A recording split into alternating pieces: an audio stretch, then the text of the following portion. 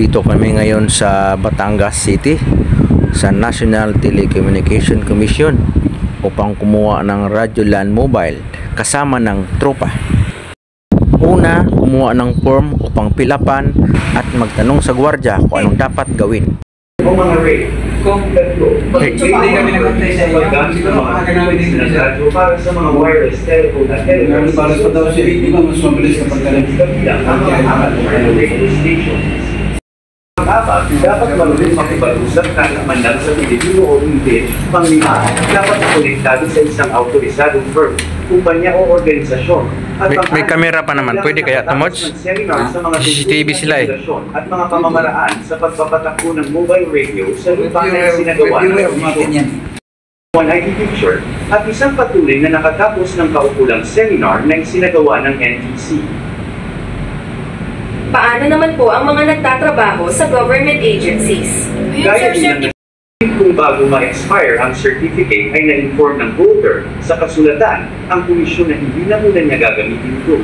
Ang mga penalty ay hindi kailangan bayaran kung sakaling na kanyang i-renew ang kanyang RLM certificate. Gano'n yun sa isa. Kahit natin kay Sir, ano ha? Oh, kunin mo. Kunin talaga. Kay Sir, 60 pesos per year eh. nasaan ba yung ano natin, Sir? Yung kumpya na nagbayad na?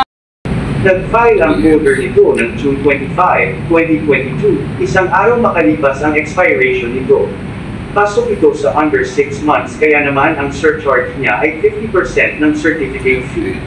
Kaya naman ang kanyang mga babayaran ay ang certificate fee ng 180 pesos para sa 3 taon, surcharge na 30 pesos at documentary stamp tax na 30 pesos sa kabuuang 240 pesos.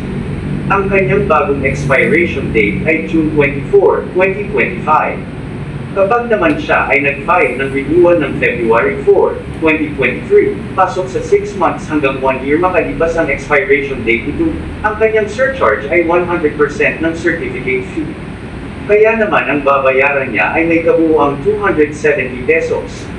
Kapag naman siya ay nag-file ng renewal ng September 10, 2026, 4.5 taon makalipas ang expiration date, ang kanyang surcharge ay 270 pesos. Ang kanya namang certificate fee ay para sa 3 taon na validity ng certificate at karagdagang 4 na taon para naman sa panahon na ito ay hindi na-renew na nagkakahalagang 420 pesos. Ang kabuuan ng kanyang babayaran ay 720 pesos.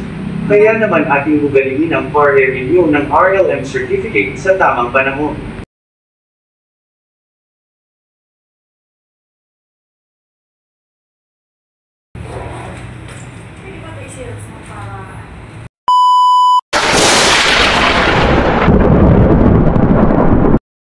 Dito kami sa Lutong, Batangas at saka Lumi, Batangas.